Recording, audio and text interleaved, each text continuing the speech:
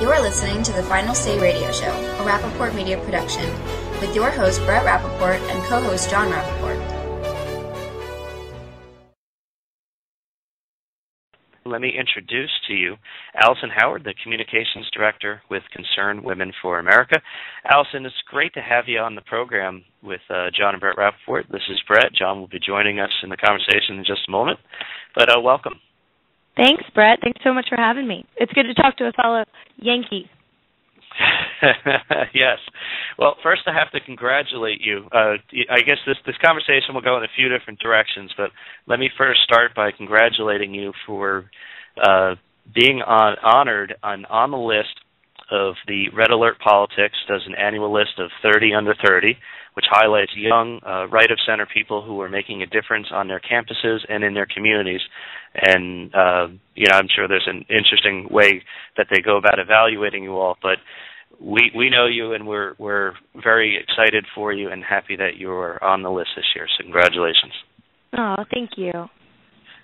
And now, there's a significant reason why you're, one, included on this list. So I'd like to, if you could take the opportunity just to briefly give our audience a sense of what have what got you involved in this arena, what have you been doing, and what is your role with Concerned Women?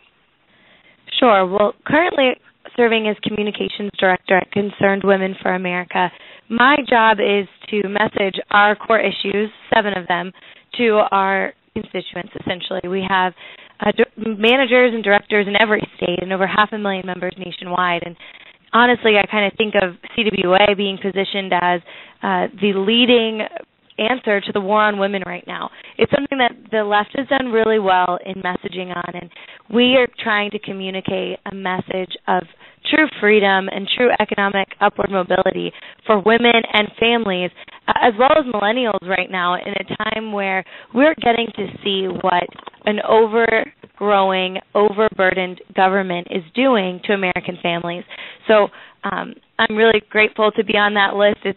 I joke that it's probably the first list I've been on that didn't have tardy at the top or detention or something along those lines. But joining me on that list are some really neat young people. There's all people under 30 that are working in D.C. and in other states to further the message of why they're conservative, why it's cool to be conservative, and what we need to be doing to make a right-of-center message resonate with the millennial generation. And that's very interesting because let's go, and you've pointed out some things to me that I think are so important to mention during this conversation, but let's go back to the first two election, the first election of Barack Obama, and then, of course, his re-election, and how many of that age group had supported him in both, and then how does that group feel? How do they feel about different types of issues today? Does he still have the same type of support? And does it change from issue to issue, or is it just pretty much this is what the pattern is? Yeah, well, the president did carry voters under 30 by 66% in 2008. He carried them by 60% in 2012. That's huge. We saw a huge amount of young people turn out to vote for the president and getting them engaged on issues. But now polling is showing that young voters are disapproving of the president 54% to 36%. That's big policy, healthcare. But yet a bare majority of them are saying that they do believe Obama cares about people like them. That's something that he touted and did very well, was convincing the younger generation that he really did care. He was in their corner. But yet this same age group that turned out to vote for him is now living in the reality of his policies. And what that's looked like for us has been very different than what we were promised. So we have 21.6 million young people moving back in with their parents after college. That age group, Brett, 18 to 24-year-olds, is facing an unprecedented unemployment rate, a 16% unemployment rate. I get asked all the time about what we're going to do to get young people engaged and get them working and wanting to work. They want to work. you look at that list that you mentioned, they're working really hard, but also we have peers, family members, and friends who are simply unemployed or underemployed because of the situation the economic situation we're facing. And so if we can advocate for people, and young people particularly, to be empowered and to have opportunity, we just want the heavy hand of government to get off the back of businesses so that we can work. We're missing these crucial years, those of us in this generation who are unemployed or underemployed, where we should be working on that first rung of the ladder, where we should be accruing that job experience that'll help us later in life. But as unemployment gets bigger and bigger and that number gets bigger and bigger, young people uniquely get disenfranchised. When that happens, employers aren't forced to take entry-level position people into these graduate positions. They're able to take people with more experience because the pool of applicants is much larger. And so that's why, as older people are forced to work longer, younger people are disenfranchised by that. And so it's pretty serious. It's a pretty toxic legacy of debt that he's handed us and outlook on what's ahead. So we just want to bring, as conservatives, and many on that list are just bringing a pushback and saying, look, your health care policy was built on our backs, and we figured it out, and we're not supporting it. And so the more and more I think you ask millennials and you get onto their turf and you sit and listen to them, the more you'll hear them saying that they need to be heard and that they're expecting legislators and leaders to go tell their story. Alison, this is John. You're right. Not only do they expect to be heard, but because the people in that age group have grown up on social media, they don't know any other way other than to be heard. You said something very interesting, which was along the lines of that the young people thought that Obama meant well. And so that speaks to incompetence as opposed to a poor plan. Would you say that the young folks that you're seeing, and it's not necessarily just on the conservative side of the aisle, but in general, maybe conservative or center right, are giving him a pass for incompetence but think he means well, or are you finding that they're coming to realize that this is an overall policy failure on behalf of the DNC? Well, I think that young people thought they'd have a seat at the table. That saying, if you don't have a seat at the table, then you may be on the menu. Well, the president did a great job through social media targeting young people and giving them a seat at the table, making disciples of young people on the issues that were important to them, whether it was environmental policy, the same-sex marriage issue, immigration, foreign policy. He made disciples of them and expected them to go and get their friends on board, and they did. But I think there is now a growing wave of tension that's driving today's youth to assess that disparity between what they were promised and the current reality. I mean, the gap between the haves and the have-nots has grown under this president's watch. And, we're making less money with fewer opportunities. And I hope in 10 years you'll have plenty that are willing to say they lived through these failed policies. They're going to work hard not to repeat them again. For many, this was their first time voting, and so now it's their first time assessing what their vote did and whether they will vote in that same way again. So I think you're seeing a big opportunity here for people to step in and answer these questions for young people. Why is their mom losing health care coverage? Why can't their grandparents retire yet? They don't need to put us into a box as if we care about certain issues. When our families are affected, we're affected. For those of us that are working, we want to help. We want to help our families, and we want to know why the president's policies have put them in the situations that they're currently in. Now, I have an age question and I have a women question, and let me start with. Well, you know better than to ask a woman her age. You do, I think. No, I'm not going to ask your age, I promise. There is this, put aside the war on women, so to speak, there is a very definitive, unsaid thing that I feel, and perhaps you do as well, in the world of politics, that, well, there's certain things women care about, and other things are not women's issues. So I wanted to ask you to speak both as a woman and also as a young generation, the under 30 crowd. When you look at these things, you started out by talking about almost everything that were domestic policies, but foreign policy are the things that have a profound effect. It's young people who die on battlefields all across the world historically. Do you see or do you hear that things like Iran, Hamas, ISIS, Hezbollah, Boko Haram, all of these things, are these men's issues or are these women's issues, or both? That's a great question, because I think a lot of people ask that, and a lot of people are seeing messaging on that in the sense that, you know what, if you're a guy, you better not show up at the Supreme Court and speak up against abortion. That's a woman's issue. And I think that we're taking that back a little bit. A lot of the people on the 30 under 30 list, a lot of people in this movement are really rejecting that notion and finally taking it head on. I've talked to representatives here on the Hill who say, I have a place here, because, especially on something like a women's issue like abortion, because it affects them as well. Every child that is lost, a mom loses their motherhood and a dad loses their fatherhood. It's as simple as that. We are now a generation that has seen 4D ultrasounds, and we're able to see what's happening inside the womb and assess for ourselves what's going on. That, to me, speaks volumes in why you're seeing young people, guys and girls alike, stand up and say, hey, listen, this is about me, or this is about my wife, my daughter, my sister, my mom. And the more we can share those stories about how it's affected us and what we're living through. You know, Roe v. Wade sought to end that debate on abortion 40 years ago. Here we are 40 years later still talking about it, because we have science and stories on our side to show us what so many knew at that time, that there's a life there and that we need to be protecting that life as well as protecting women and truly caring for them in their time of need. I've seen churches run up to the battle lines, John, and say, listen, we'll be here to support you. We will be here to help you. And finally, conservatives really getting on board a message that's compassionate, that's pro-adoption, that's talking about real, true choices that are life-affirming. And so when you ask whether it's a women's issue or a man's issue, I think these are American issues. And women, when polled, care more about things like the economy and foreign policy and national security. Abortion is way down on the list. But for so many, that one issue can change their vote and is one of the closest to their hearts.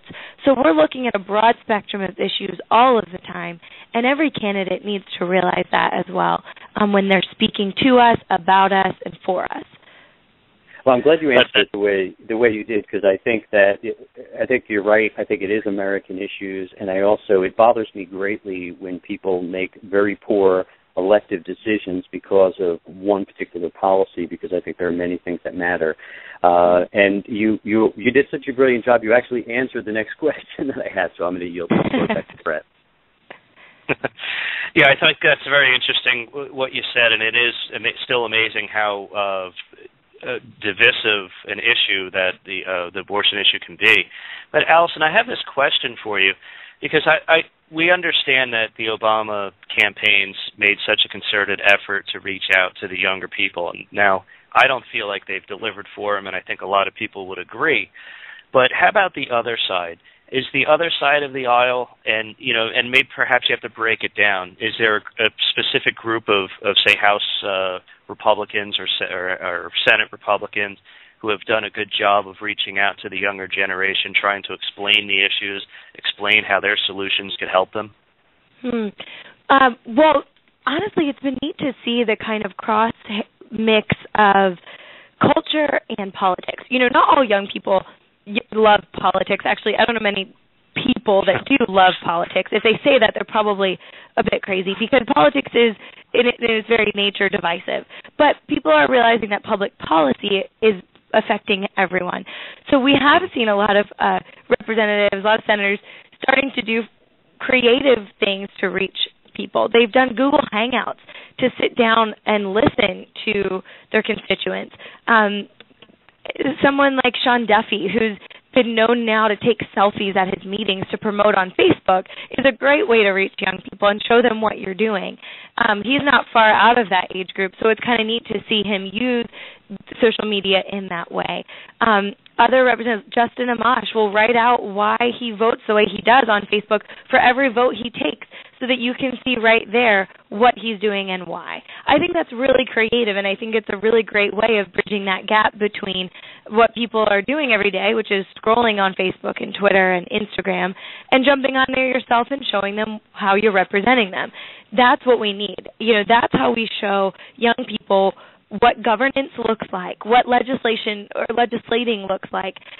Really, he who controls the culture controls the country. And so when you're affecting culture in that way and showing them how you're representing them, it's only going to empower them. Yes, it might enrage them, but at least they know how to reach you. They know that you're there and you're working on their behalf, and I think that's really important. So, yeah, they're kind of going to them on their turf. Radio, TV, social media has got to be a new way to reach this generation. And Alison, do you see anyone in particular, perhaps like a Rand Paul, who's like taking over? I know so many people had followed Ron Paul just because he was different. He was libertarian. He did some of the things that younger people were looking for. Who is that person today? Who is the person within any party? Who's the person that young people really look to for guidance in these areas? Oh, on policy issues, you're saying? Yeah, but just policy or anything along that nature that drives them to make a decision when they go to vote or they go look at an issue. Yeah, I would be careful to think that there's one person that they're turning to. I think that young people are diverse. They're in no way monolithic on these issues, but candidates being in front of them and talking to them and giving them a chance to sound in has allowed them to start learning where they stand on these very important issues, that they're starting a conversation with each other and with their party even on why they think the way they do. And it's a great opportunity for people like you, for people like me to step in and make our persuasive argument for whatever we think is best. Honestly, I don't know if any candidate has risen to the top of the youth vote per se, in the same way the president has, because, like I said, continually people felt as though he cared about people like he cared about them. And so that's why Mitt Romney lost. So we just need to make sure that, and any candidate that is considering running for president should really take a note from that book and say, look, I need to make sure people know I care about them, I care about their issue, and talk to them accordingly. Young people really can see through false niceties. They can see through that. They really want a real person in front of them, and I think that you're starting to see some people really begin to do that. That's a great point, and actually, just in listening to you, it reminds me of the fact that probably a lot of young people get a lot of their news and form a lot of their opinions by watching some of the nighttime or cable shows, not necessarily political shows, but just a guy like Jon Stewart or something similar to that. And I think that perhaps I think some of these shows tend to lean to one particular side of the aisle, and perhaps to be competitive, you need the other side to be represented in the same manner. And then this young age group could see the difference. And look, I think that young people are smarter than we give them credit for. I think through their experience and just trying to analyze things for themselves and giving them the independence to make their own decisions, I think they'll figure it out, but we have to give them the tools. Yeah, absolutely. And just like you said, I mean, you can't be afraid to go where they are. There's a lot of people that are Governor Huckabee, for example, when he goes and visits communities, he's not just talking to CEOs. He's going and he's talking to ministers and preachers, and he's going down into inner city communities and making sure he's talking to them about what matters in that community. That's what I think young people need to see. You're right. Those comedic shows are divisive. They're speaking to their own little audiences, but when they invite us on, and vice versa, we need to be civil, and we need to make sure that we're having civil conversations, because that's the only way that we can instill values and show what matters, is if we're going to different people and pleading our case. That's what we've done since the beginning of our foundation, and so we should continue to do that and make sure that we're not attacking others who try and cross over and talk to us about what they believe. We need to have an open debate. That's what I'm afraid is being shut down right now by different policies, different regulations, and different tendencies. So I just want to continue to open that conversation. We need to be allowed and able to have it so that we can make sure that we're securing the future of our country for freedom. Yeah, absolutely. Open debate is something that John and I talk all the time about liberty and freedom and the debate. Let's just have the discussion on the issues and leave it up to the people to decide as much as possible, not the federal government like in some top-down action.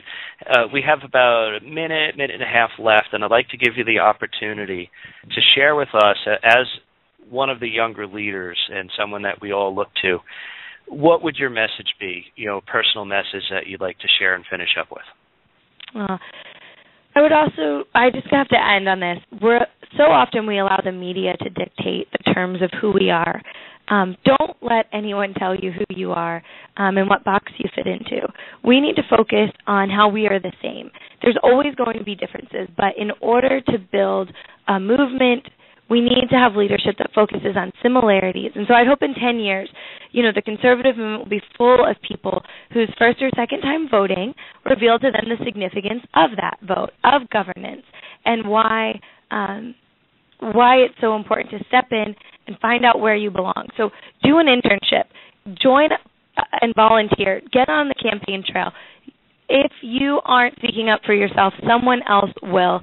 So it's very important that you, from the beginning, find a place, find a way, be a graphic designer for someone, or write for them, start a blog. But I'm really proud of young people for stepping up and being holding their officials accountable and speaking out. And we just got to continue to do that and encourage civil debate.